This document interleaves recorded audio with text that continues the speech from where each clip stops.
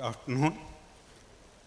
The plan is like this. I'll have some introductory remarks. Thereafter, 15 minutes presentation by each speaker. We would be happy to take questions in between after each speaker has finished. And at the end, we plan to end by 3:15 p.m. So, PPPs have become a worry. I see that every day in my daily work. But we are right at the top. India, as per the private participation in infrastructure database of the World Bank, India is second, both by the number of projects as well as the associated investments. I just Googled the numbers, and the numbers that I have from the World Bank database is that in the period 1991 to 2019, India has had 1,086 PPP projects, accounting for an investment of $270 billion. So we are right at the top, no matter, we are experiencing some slowdown, but we are right at the top. The Indian success story in PPPs is based on three broad elements. One is the institutional mechanism and the regulatory framework. In terms of the institutional arrangement, we have the PPP Appraisal Committee, which is seated in the Ministry of Finance, which appraises these documents before any project authority, any public authority enters into a PPP arrangement. Of course, the minimum total project cost for that to kick in is 250 crores. Then, in terms of regulators, we have 4 sectoral regulators. And in the road sector, where we have most of the projects, it's regulation by contract. Secondly, we have standardized documents, both procurement documents, and we have a 2-stage bidding process for PPP projects, request for qualification, where we evaluate the technical and financial capacity of prospective bidders, and the financial bidding stage, which is the request for proposal stage. Then we have model concession agreements across infrastructure sectors, mainly the road and port sector. Finally, we have a viability gap funding scheme because much of infrastructure is underpriced. So you require viability gap funding in order to improve the financial viability of projects, to make economically viable projects financially viable. You would have heard of the National Infrastructure Pipeline. $1.4 trillion, over 100 lakh crore. The number that we have is 111 lakh crore worth of projects to be implemented in India by the central government, by the state government, and the private sector up to 2025. So in the next 6 years, we plan to do 111 crores. It's too much, not too much of a far-fetched idea if you see the numbers that we have done before this. In the period 2014 to 19, the 6-year period, immediately before this, we have done 51 lakh crores. The central government, the state governments, and the private sector. And the growth rate has, in nominal terms, has been 11% on a per annum basis. So if you work out the number, doubling this investment in the next 6 years is not too far-fetched an idea, and I'd be happy to answer any questions that you might have on that. The report of the task force, the summary was, of course, released by the finance minister on the last day of 2019. The full report is likely to be made public this month, where we have 6,847 projects, 6,847 projects spread over central, state, and the private sector, amounting to an investment of 111 lakh crores. There are a number of recommendations of the task force on how to get the PPPs right, including more better project preparation, and the very fact that we have identified these projects, and this is an exercise that has been undertaken for the first time in this country, I think that should give an indication of better project preparation, which would be able to attract more funding. There have been a lot of questions on the sanctity of contracts. We strongly feel it should be there, and it should be there both for the public as well as the private participants. Some of the issues that we face every day in which the private sector asks us to renege on contracts. We don't support that, just like we don't support the public sector reneging on its contracts. We are coming out with a new viability gap funding scheme. We have had some success in the economic infrastructure sectors like ports and roads.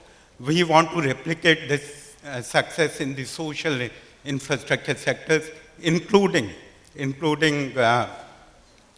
health, education, and water supply, wastewater treatment, etc. We're coming out with a new viability gap funding scheme. So I've been involved in PPP since the inception of it as private finance initiative in the UK in 1992, originally working with the local authorities, then Coopers and Lybrand PwC, where I was on the original government board, although I was a junior at the time at the wrong end of the table, and the most senior people didn't know my name and were at the other end, if any of you recognize that. So I've been involved since the very beginning, and I've seen things being done very, very badly, probably including by myself. And I've learned also from those mistakes and been able to pass on that learning. In 2002, I went back to my office after a particularly bad negotiation and said to my boss, a woman called Janet, who was a multimillionaire based on selling PPP advisory, that I was going to blow the gaff on PPP. And she said, if you do that, you're never going to work again.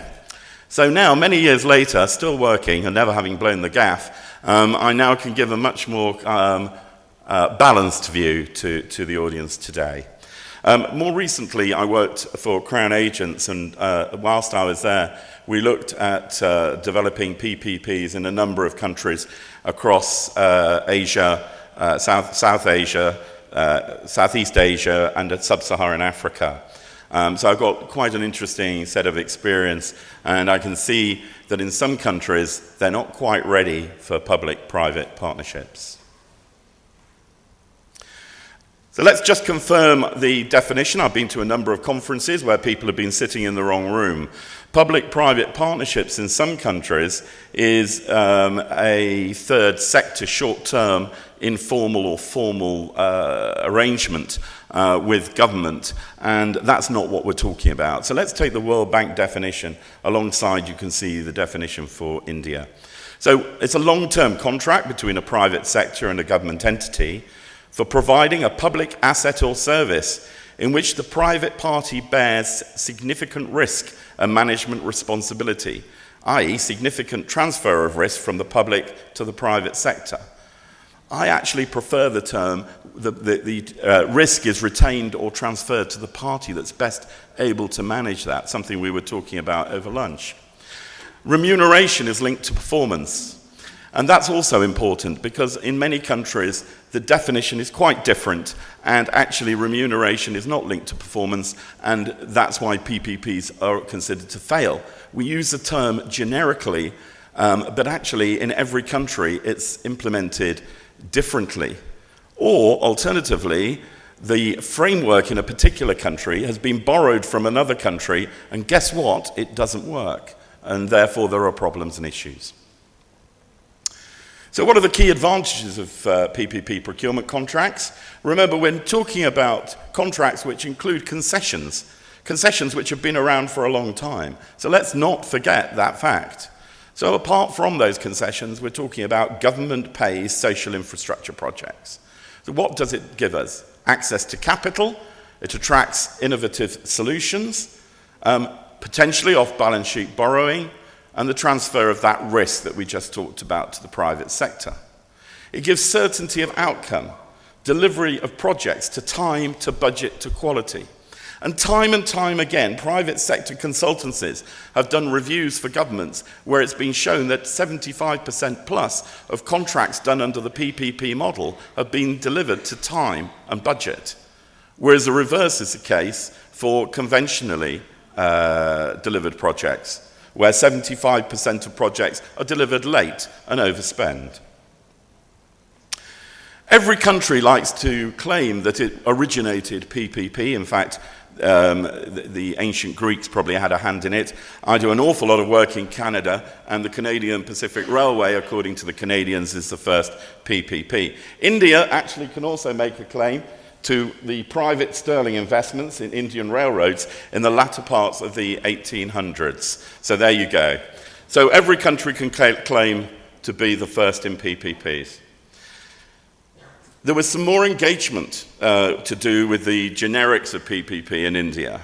But from a UK perspective, which maybe incorrectly people consider to be the origins of PPP, you go back to 1992, where in the UK our infrastructure was terrible. Most of it was originated in the 19th century. Hospitals still had the 19th century paint of the latest paint on the wall. They were not places that you wanted to go to.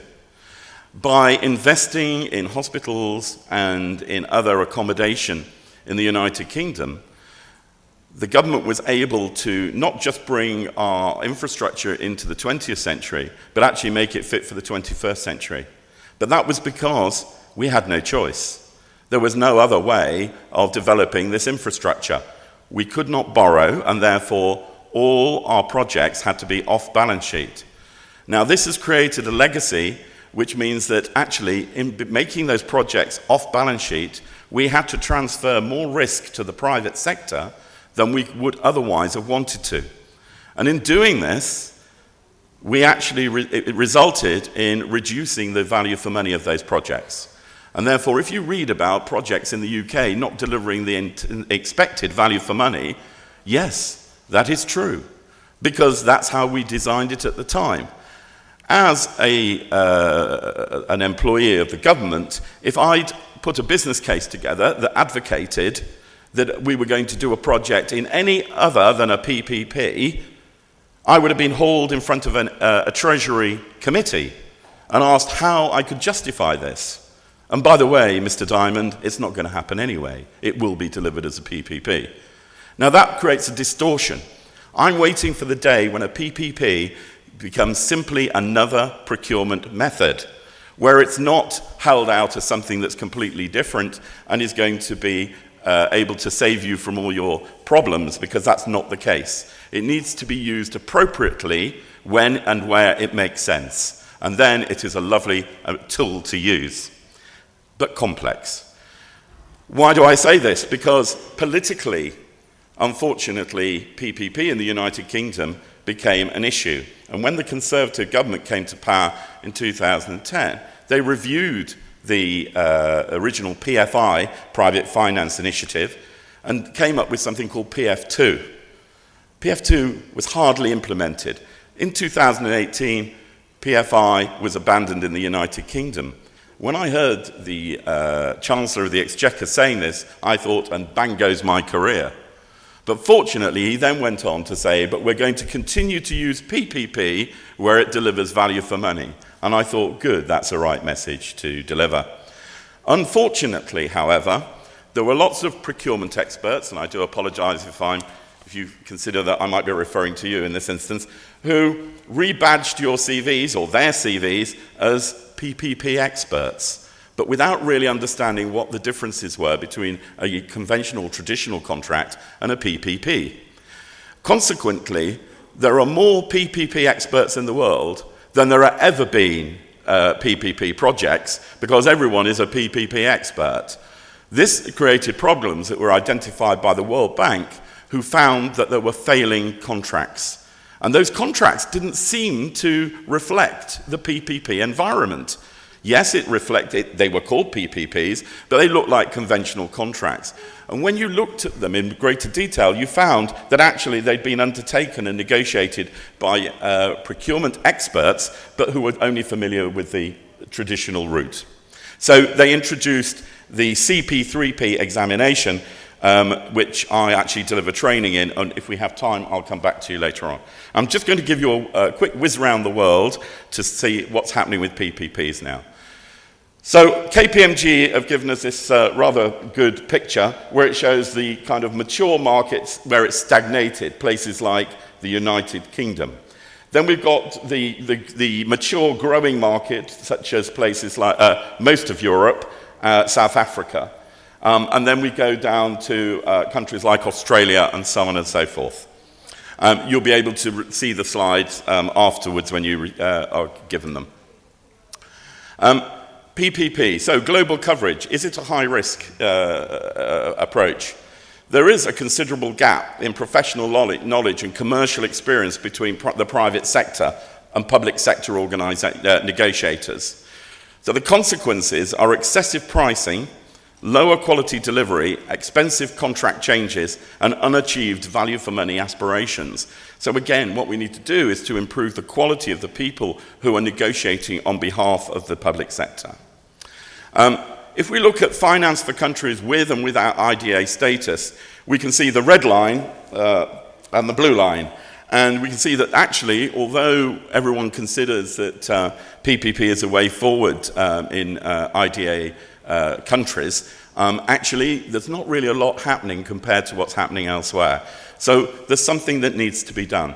And it's bigger than just putting money in. It's about having to educate people and also to bring people up to speed who can negotiate good contracts.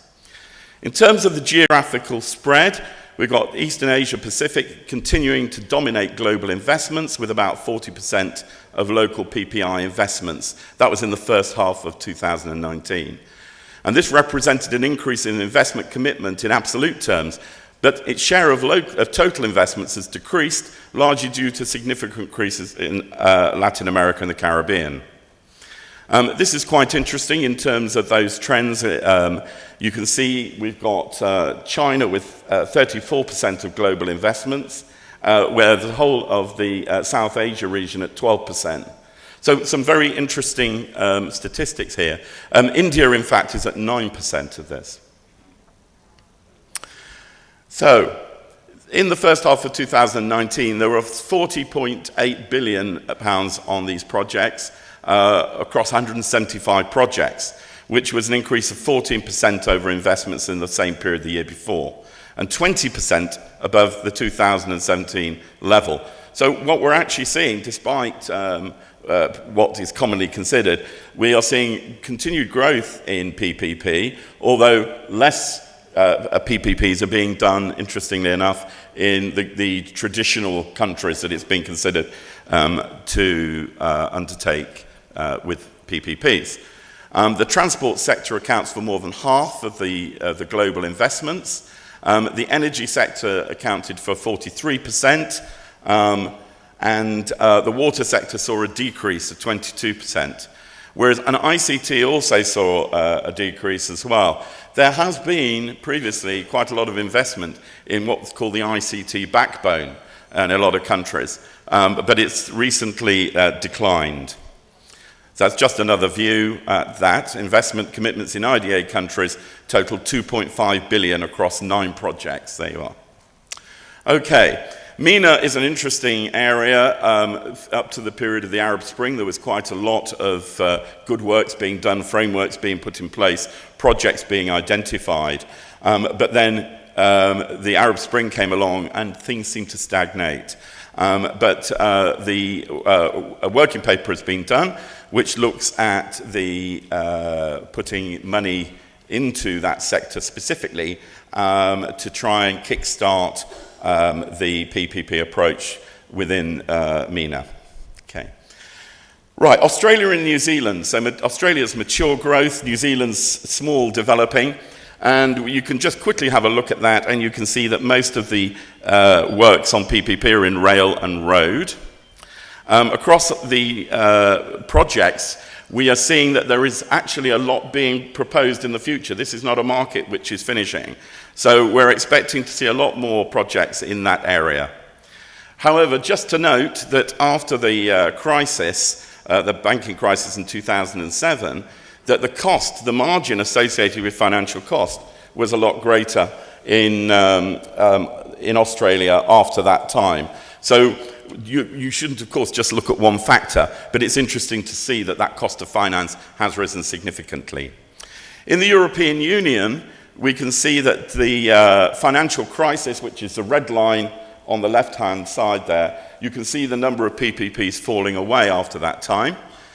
But you can also see that the United Kingdom, which is the first line of the second graph, had significantly more PPPs than any other European country, including Spain. But that's because the United Kingdom was doing social infrastructure projects, whereas a lot of these other countries are really focusing on concessions. Just something to think about. The United Kingdom announced the end of PPP in 2018, and this just shows you the tail of the cost of those ongoing projects into the next 28 years. There's nothing wrong with this, but I just think it's very interesting, and it's something we all need to be aware of when we're signing PPP deals, about that long-term commitment and that inability to be flexible with our budgets if they've been contracted for. But remember, contracts can be PPPs or conventional. They're still contracts.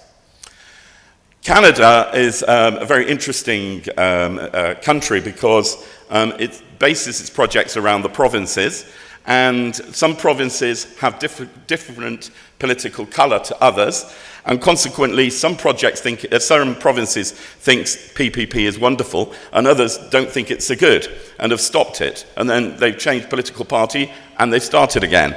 But the one area that has been committed to PPPs is Ontario, with 151 projects.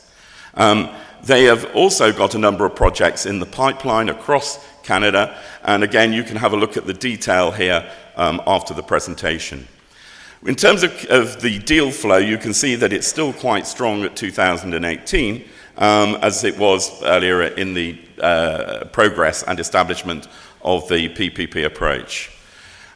So, there are 40 projects have received some form of development and export finance institution support in 2019, the first half, which refers to multilateral institutions and bilateral agencies with development mandates. And this accounted for 23% of all PPI projects, which was the second highest level of the past 5 years. In terms of global trends in PPP, there is a greater understanding and acceptance of appropriate applications of PPP, although not in every country. More local tailoring of the traditional PPP model is being undertaken, and more of it needs to be undertaken. New funding and financing models need to be considered and are being considered.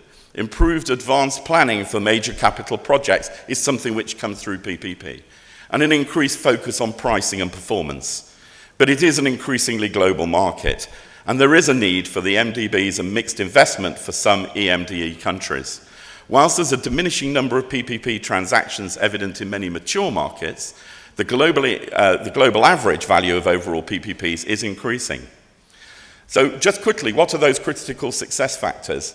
You need an institutional framework that's effective. You need a stable economy. You need political and social buy-in. You need a streamlined and mature business environment with access to sophisticated financial markets. You need investors who are acceptable and experienced at what they do. And you need sufficient private sector expertise, track record and availability, and people who actually are willing to sit down and run with a PPP type of model and not pull out at the moment something appears to go wrong. And just to finish, the World Bank was so concerned about the level and quality of the advice being given that they have actually introduced the CP3P qualification, and it's already been taken in 125 countries with over 5,000 candidates having taken the exam. It covers a whole range of topics that need to be considered when undertaking a PPP. Over 1.25 million people have accessed the PPP guide, I think some possibly by mistake.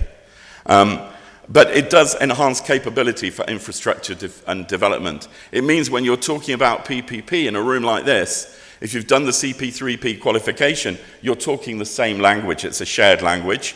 And it fosters, after fostering that development of that common language, it means that more people understand what we're talking about when we talk about PPP, and should result in better project preparation and delivery. So you just have to do a foundation exam, followed by either the preparation or the execution exam. The preparation exam and the execution exam, you can take one or the other, and you can take them in either order. But you have to take the foundation, or you have to pass the foundation exam before you are acknowledged for passing the others. If you want to take all three, you actually then become a CP3P practitioner.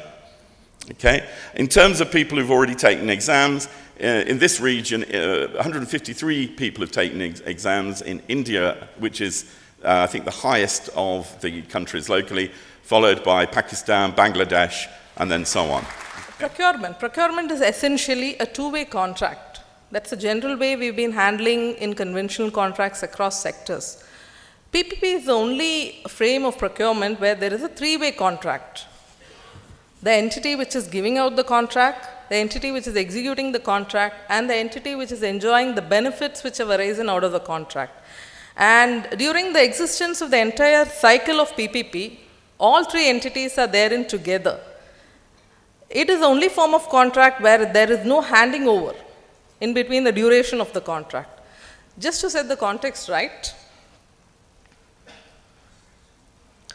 we at L&T IDPL have handled assets to the tune of about 57,000 crores over a period of 2.5 decades. We have handled PPP projects across sectors. Hyderabad Metro is the largest PPP in metros in the world. We are one of the pioneers in the highway portion. One of the earliest PPP projects floated through MORTH has just finished 22 years, and about 8 years is balance, which is in the running. Bangalore International Airport, the first PPP project in the airport sector. We have developed it, and we have exited out of a strategic fund churning model.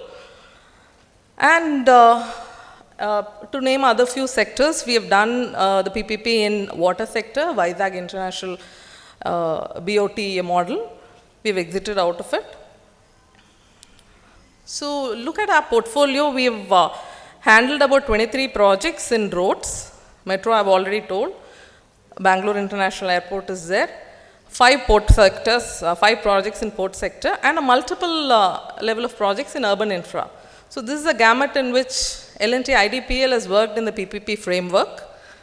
And currently, as of now, after churning, we have about 15 road assets, including 5 assets which L&T IDPL is managing under the InvIT, which is the first privately placed InvIT. I'll talk about it later. And the second InvIT in the highway sector, and a transmission line project. What is L&T IDPL known for? We are known for our approach to constant innovation and ensuring sustainability and value creation to the road users. Ultimate consumers are the users of the assets. The private sector and public sector are in it together, not for development of the asset for ourselves, it's in development of asset for the users. Just to give an example, the time taken for me to reach my ancestral place, maybe in late 90s, which took about 12 hours, I can do it in 5 hours today. So that's the kind of impact which we've all done together. What are the types of innovation we at L&T IDPL are doing at the moment? Operational innovation, NHA and Ministry have spoken for itself. We are a constant presence in the awards of excellence which they've been giving out in 2018 and 19. We have bagged awards across sectors: highway safety, toll management, general operation maintenance, green highway, and innovation. Financial innovation, which is a constant flux of this entire sector. I was just having a talk with Mr. Maurice in the lunchtime. We have a common connection in the form of Canada, wherein we've got a substantial amount of investment from Canadian Pension Fund. And in 2018, as I was just mentioning, we have successfully monetized a few of our operating assets by creation of an investment trust, which is the country's first privately placed trust. And it is the third InvIT after the InvITs done by Sterlite and IRB. IRB was the one which was done in the highway sector prior, but it was a public InvIT. Prudent asset churning. See, the life cycle of PPP projects varies anywhere between 20 to 30 years. So we have to talk in returns not in the terms of quarter of a year, we have to talk for returns in the terms of quarter of a century. So who has that kind of patient capital? So that's where we'll be leading ourselves to. The capital which is generated, you'll have to prudently churn it so that you can invest your efforts in creating new assets and park the assets under a model where the operation maintenance can be carried on a stable mode. Digitization. As the Prime Minister is and the Transport Minister, Mr. Gadkari, is pushing ahead, digitization has brought in a marked amount of transparency and increase in the revenue generation, the ETC fast tax. We are proud to say that as of last week, we have crossed 70% of our revenue through fast tax, and only balance is of the cash mode. And we have been working with NHA and Ministry and the other sectors such as IHMCL and people like NPCI in ensuring that the framework is created, the hitches are removed, and we have been fast track ready for more than a year. So we've been lending our expertise and our approach to the various agencies who are involved. And what is it that we, the private sector, can do, which is not envisaged as a part of contract? There are few things which we have to do. We have to abide by the contract, and it is mandatory. We may excel in it, but what is it that we are bringing onto the table which enthuses private sector participation? We are looking at working on a lot of pilot projects which are in advanced stage of AI-based smart solutions in asset management, not on a reactive mode. We are working on asset management which we can do a predictive analysis of deterioration of the assets. We are doing it in all our 15 assets, the 10 plus 5. Advanced highway asset monitoring system to minimize manual intervention and improve early detection of defects and deficiencies. We are implementing a bridge management system, again specialized only for the structure portion. What about user experience? All of us are now talking about what L&T IDPL has done, what the government has given. What is it there for the users? We are serving over 5 lakh users every day across the 15 operational road assets. Like I said, as a user, the standards which L&T IDPL has demonstrated is much beyond what has been there across the sector. We've even got complaints saying that the road is not clean, the service road is not clean, and an operational complaint comes over it. It's as simple as that. And if one bulb is not burning, people expect that this is the kind of service which is warranted for the fee which they are placing.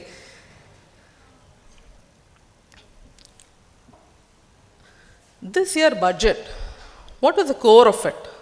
Infrastructure. And how do we ensure that the economy and infrastructure are going parallel? The need has been clearly established, the political will is there. Now the outcome of these two is, one is the major one, I'm sure Shri Pratap will know, the NIP, where the investment which is expected is in the nature of about 100 lakh crores. Now who will fund it? Banks reeling under NPAs? Not sure. NBFCs, after the ILFS debacle and the dead inventory in infrastructure, again slightly doubtful. What about government? The government has its hands full. There are other initiatives which they have to look at. What's left then? A high onus is placed on the private sector, even as of this budget, delivered by our Honorable Finance Minister.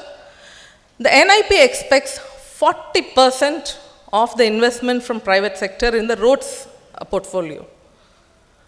Now, to ensure 40% of the investment expected in roads, is the existing PPP model equitable? The crux is equitable. Only when the risk is allocated to the party who is best suited to bear the risk and mitigate the risk, the model will become successful. As of now, we feel there is a disproportionate distribution of risk.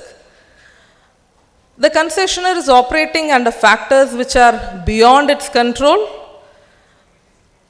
The highway traffic depends on a factor such as GDP, exim trade and all that. It's not in the purview of the concessionaire. Interest rates. Interest rates is also beyond the purview of concessionaire. There are multiple variants in which the government policies are happening, looking at the macroeconomy as a whole. So these are a couple of examples which is completely not under our control, and as of now the framework, we don't have much of a say or scope to ensure that the risk is mitigated or there is an allocation. And for the authority, it's no win-win game. You can transfer all the risk to the private sector, but at the ultimate, beyond a point, the private sector will throw his hands up. It may or may not be right from the point of view of the authority, concessioning authority, but that is the reality. So it will be a lose-lose game. It will not be a win-win game if the risk allocation is not equitable. And we've also seen a couple of examples where the slowdown has essentially happened because of the perceived inequitability in the risk allocation over the last few years. Now, all of us have been talking about problems, but we have not come here to talk about problems. We all know there have been huge amount of problems in the last decade. Now, how to bridge this gap? We need to make it happen. How do we do it?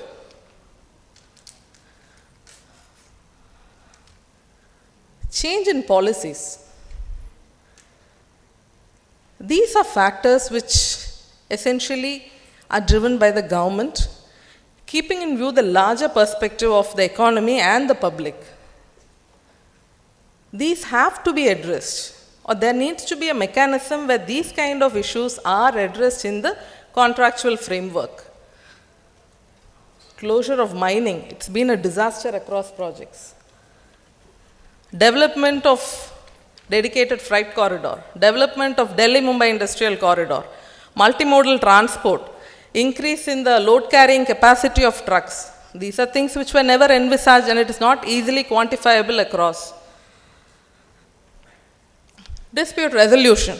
We believe that we have to have a mechanism in place where we have to minimize the start of disputes. See, we are all talking about the resolution of disputes. We have to find out a place where disputes don't arise. But when it arises, the kind of time frame which we are looking in has to be adhered to. More so, the awards which are given out of these contractual settlements have to be accepted by the party against whom the award is given, and not go for perpetual litigation. Land acquisition. It still continues to be a challenge, and it needs to be expedited. The total project cost. We have something which is determined at DPR stage. We do a financial closure, we do the construction, and any of these stages, this needs to be factored in. To a large extent in the TOT model, they've done it. We would propose they extend it to the other form of PPP also. COS. It may look very small in a forum like the august audience which have assembled, but it's a perpetual pain in the neck of the operating entity. The local demands either have not been regarded when the DPR is prepared, or the demands have come up due to the changed nature of expectation from the people. These are things which make life a bit difficult for the team on ground. And so there are a lot of areas which we can look at. I just thought this would be a snapshot in which we can make a concise presentation from the industry perspective, while continuing to work with the government and the various agencies to support them in the PPP model. Thank you. I was asked to share our experiences on the Gujarat Roads PPP project. The case study is one of the projects that we recently completed, Mehsana Himmatnagar State Highway. When this project came up, especially talking about growth and emergence of PPP, we were thinking why this project has come up on a BOT project or on a PPP model. So if you typically look at the infrastructure ecosystem, there is a financing entity, there is a management entity, and there is a construction or an EPC entity, which are all controlled by a regulatory framework. I'll come back to this slide later. The project synopsis, which I'll be discussing now, is a 60.75 kilometer project, a modest 12 years concession period including 2 years of construction, and an estimated cost of 353 crores. Now looking at the experiences of the government of Gujarat, which started privatization with the inception of GIDB way back in 1999, and especially after they have completed many road projects in the BOT sector. This road project did not fit into the category of why they took this project into BOT.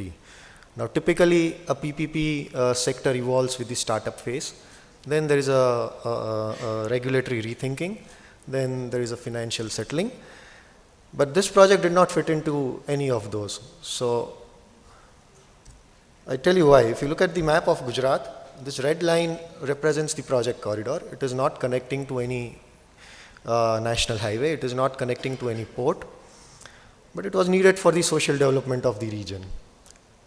Secondly, the government of Gujarat wanted to address quite a lot of, they wanted to move ahead in terms of technology on their projects in the future that they would be taking up. So they wanted to take this project as a pilot project.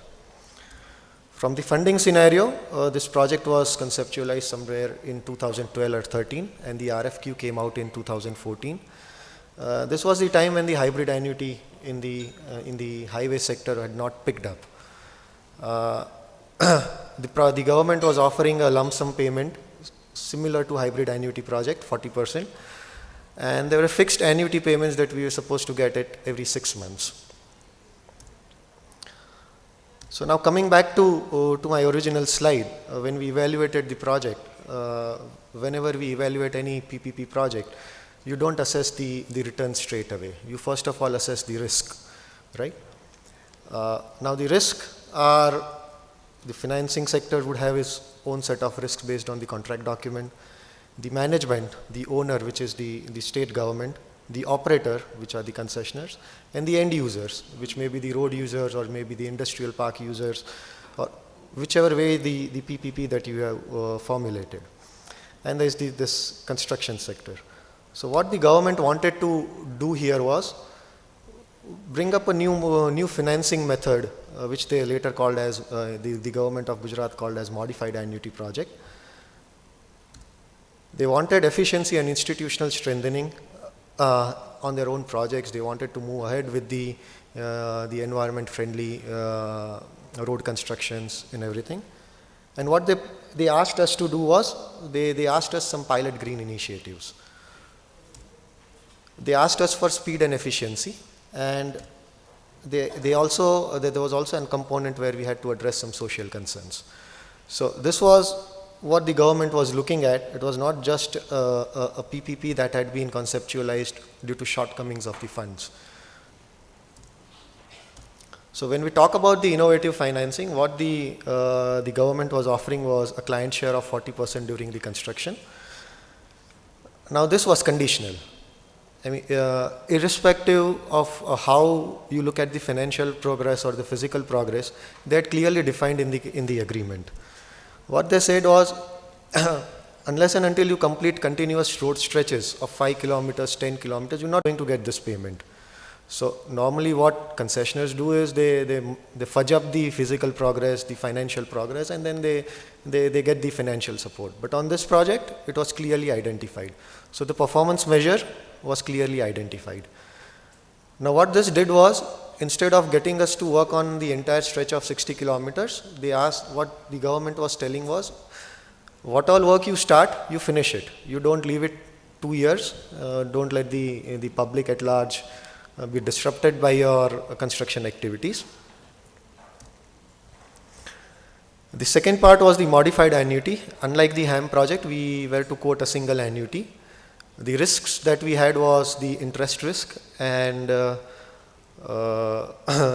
inflation risk. Those all had to be factored by the private party.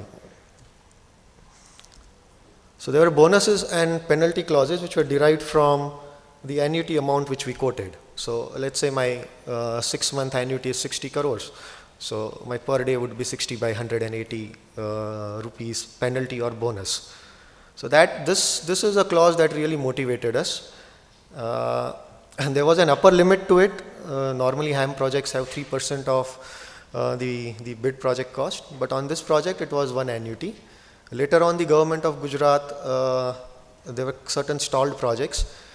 They took off this upper limit of one annuity, and now it's open. Like you finish it 180 days, 213 days, 500 days, you can take as much bonus as you want. Reduction in annuity payments, and it depends on the performance indicator based maintenance. Now, the World Bank had clearly identified performance measures. They were easily quantifiable. It's not like the regular schedules that we get in the NHAI HAM projects. Basically, we had to calculate the lane closures. They had given the time for each and every activity of maintenance. For example, if you change a signboard, then you get X amount of lane closure. And then the total lane closure during the 6 months should not be more than 98%. And there were some duty exemptions. Why this was important was the government was expecting some innovative construction methodologies as well as machineries on the project. It was a pilot project for pilot green demonstration project. So they had to, like all the World Bank projects, there were duty exemptions on this as well. So this was the part of the innovative financing that the government thought of. I'll come back to the duty exemption part, why it was important for a company of a size of 200-300 crore turnover per annum. So in the scope of work, the government had clearly identified certain green initiatives. And these initiatives were that we had to monitor the environmental footprint and GHG measurements. Now what made this task difficult was we had to maintain the structural integrity of the road for the next 15 years. They would be checking the strength of the pavement layers after every 6 months before giving us the payment. So we had to ensure that we don't lose the structural integrity. There was compulsory reconstruction of 50% of road stretch. So meaning that we had to rip off the entire pavement right from the soil layers, and then we had to relay it again. And the worst part was a limited right of way, which is the case in mostly all state highway projects. So we are given a 26-meter corridor of impact to construct a 4-lane highway, which is normally against the provisions of IRC, where we are given typically 45 meters. So when we did the surveys, we found out that the entire road needs reconstruction. So this roughly translated to 6.6 lakh cubic meters of materials to be removed and rehandled. Now this is almost 13 lakh tons. So if you look at the road section, you cannot just start ripping off the pavement. It has huge implication on the safety. You cannot have a 1 meter ditch right next to the high speed traffics. Also, I had this liberty that I may just leave the layers in situ and I can start building my road, raise the road, but then I was going out of the corridor of impact, like the one shown in the red mark outside. So I wanted to avoid these things. So this was a typically challenging task. So we employed a methodology wherein we recycled the asphalt layers. We achieved 84.61% of recycling of milled materials against 50% that was mandated by the tender. The pavement excavation was also minimized using new machineries. There were green interventions like warm mix asphalt, wherein there was large fuel savings. We brought these machineries as there were duty exemptions.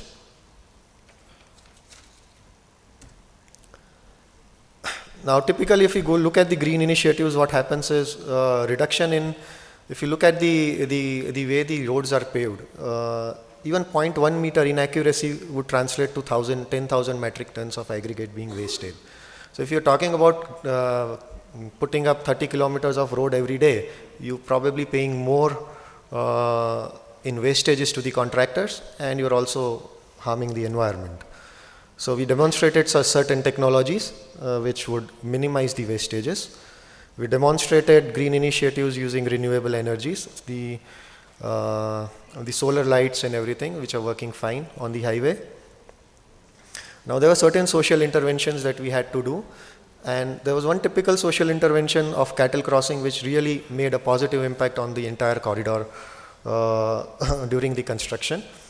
Now we appointed a facilitating agency because there are certain risks or there are certain designs which either the agency or the concessionaire they cannot do. So we decided that we'll have a facilitating agency who will basically go to all villages and identify the needs of the end users. So what this agency ended up doing was it also addressed the issues of encroachments, utility shifting, median openings. So what happened was the public at large was more comfortable in talking to these facilitating agency people rather than to the government or to the contractor. So we made detailed consultations at all levels.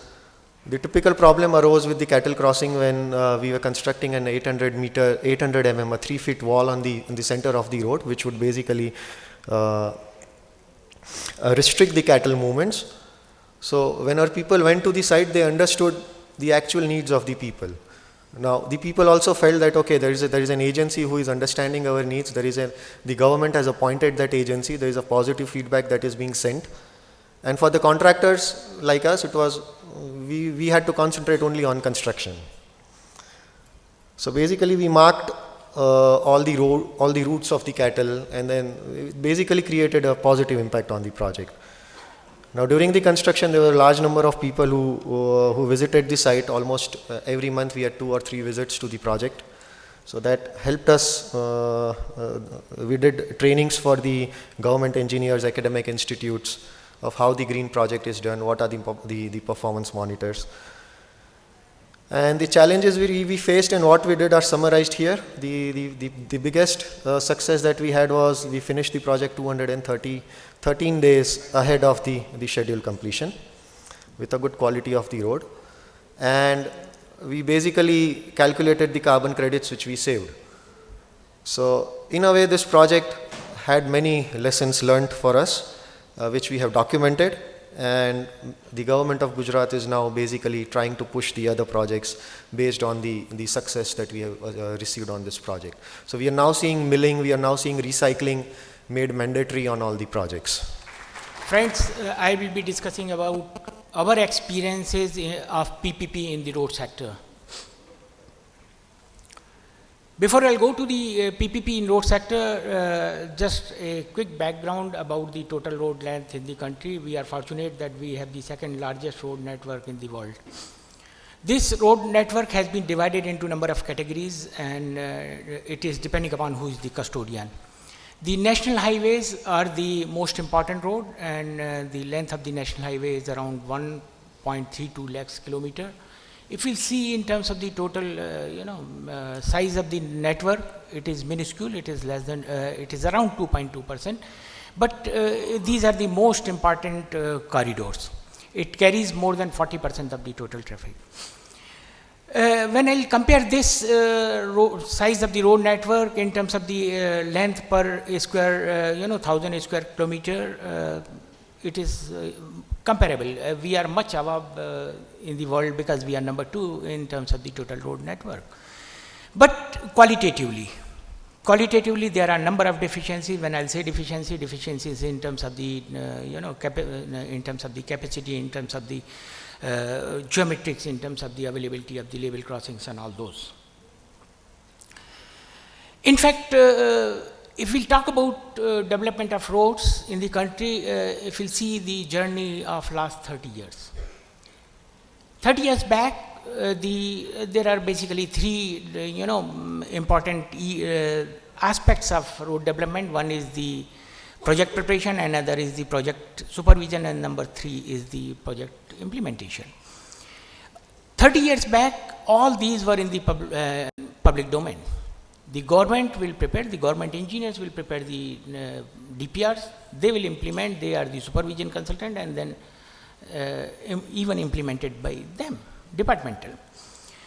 Over a period of time, this was opened up, and the first thing which opened up is the preparation of the project report. It was outsourced and given to the consultants. Then even the supervision was outsourced when we started taking World Bank and ADB loans, and then the culture of supervision consultant came, and the supervision came out of the ambit of the government engineers. Then over a period of time, because of the funds constraint, we started even using the private sector for development of the road projects as well. When I talk about the journey of the road development in India, two important aspects are, number 1 is creation of CRF. It was the fund created, dedicated fund created for development of the roads. It has given a big boost for development of the roads in the country. Despite of all these kind of support, we felt that we don't have enough resources to take care, and ultimately we went wholeheartedly for the private sector participation. When I talk about private sector participation, it is not only the augmentation of resources, there are other advantages as well which we thought will have by involving the private sector participation. One was efficiency of the private sector. Say for example, if there are new technology, I'll find it very difficult to implement those new technology for a very simple reason, because whenever new technology will come, it will come as a monopolistic item. I can't do it, but the private sector can do it. There were issues that we are poor in project preparation. The arena is open to the private sector. When they'll implement the project, they will prepare their own DPR, they'll have best of the best, which suits the most. Number 2, of course, we used to develop implement our project, but finding it very difficult to have sustained kind of maintenance resources for keeping the asset created in the same position. When I am involving private sector participation, I am ensuring that roads will be maintained the way it is expected to. With all these, in fact, private sector participation in road sector started sometime early 2000, and when our 11th 5-year plan, 10th 5-year plan was prepared, the private sector participation in that was around 13% of the total budget. Over a period of time, after 5 years, this percentage rose to 42%.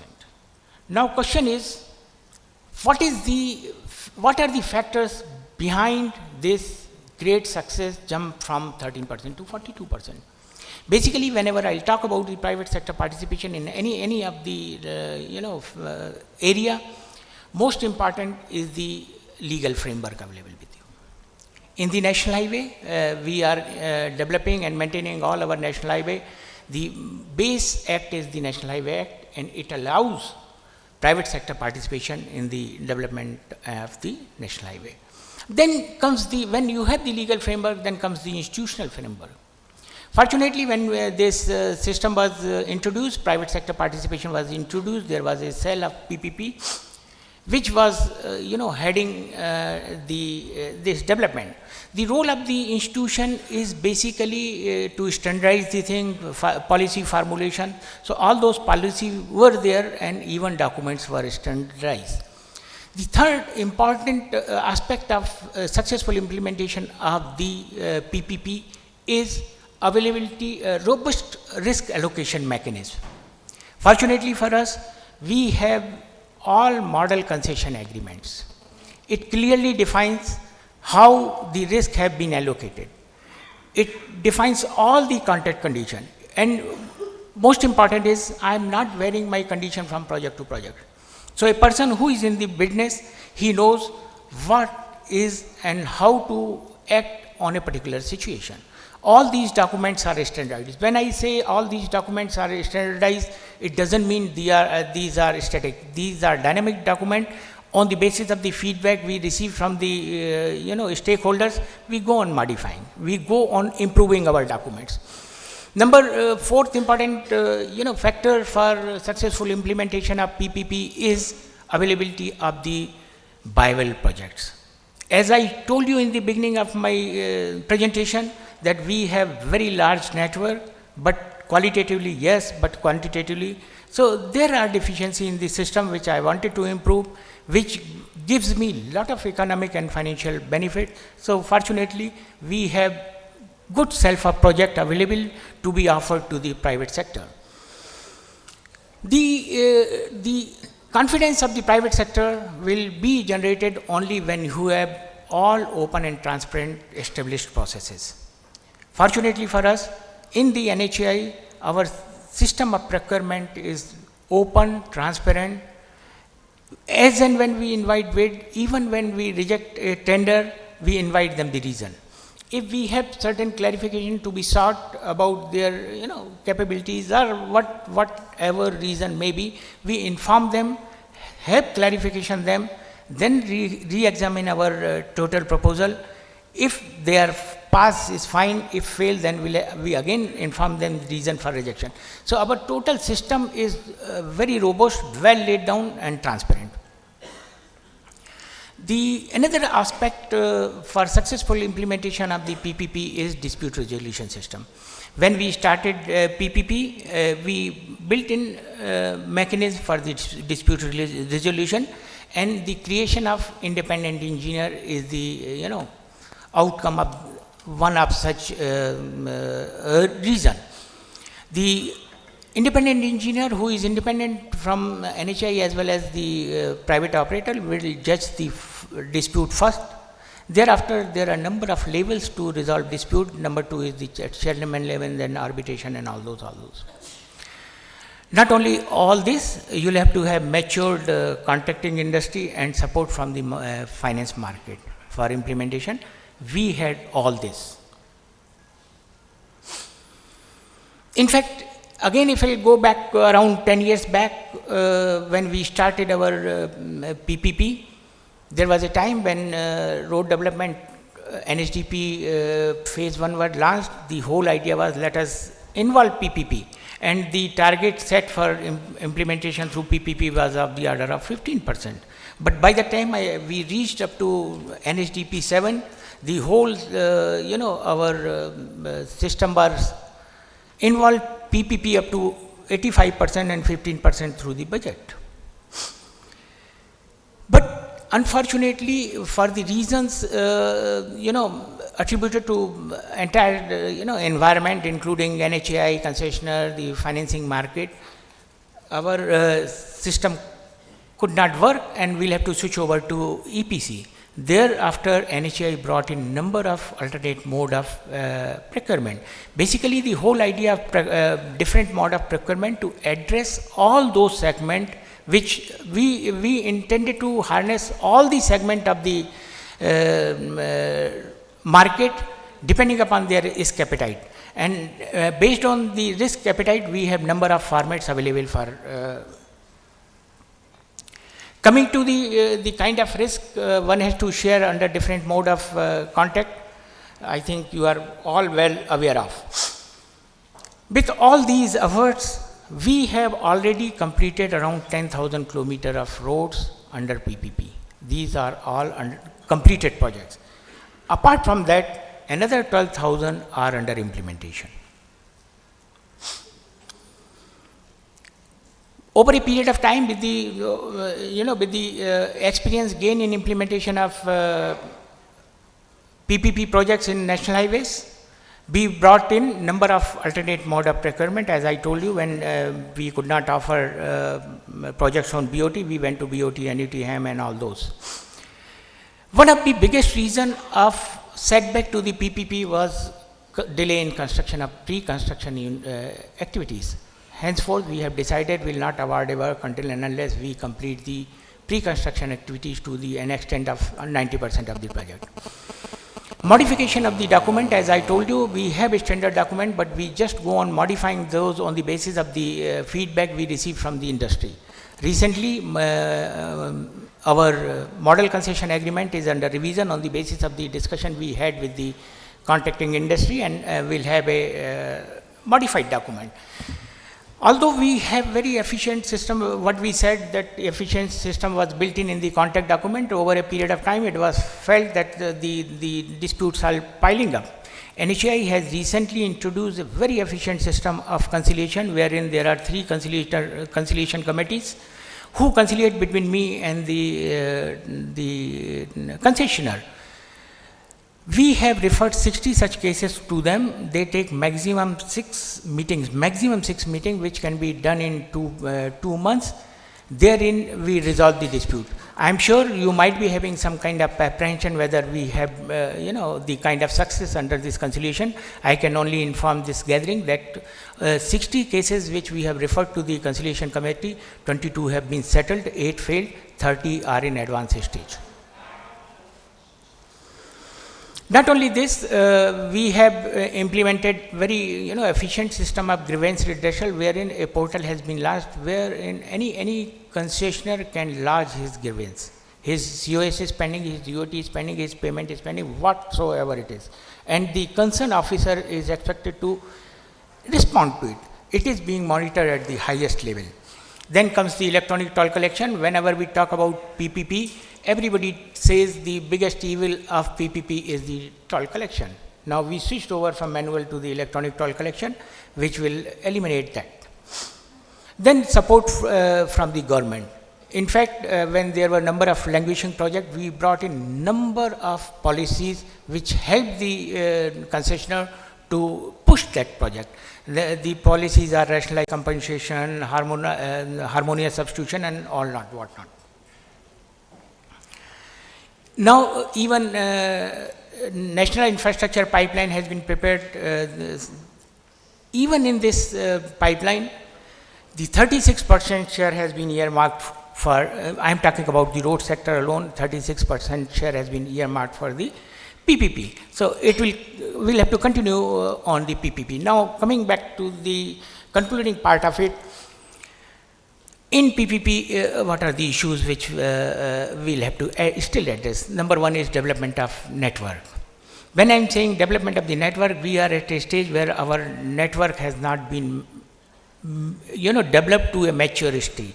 When I'm saying mature state, I am developing number of greenfield alignments, which are long alignment, which are, of course, do not come under the category of competing facility, but it will take share of this, how to handle this kind of situation.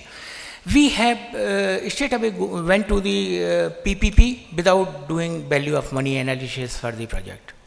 And now in future we expect to do all kind of this analysis.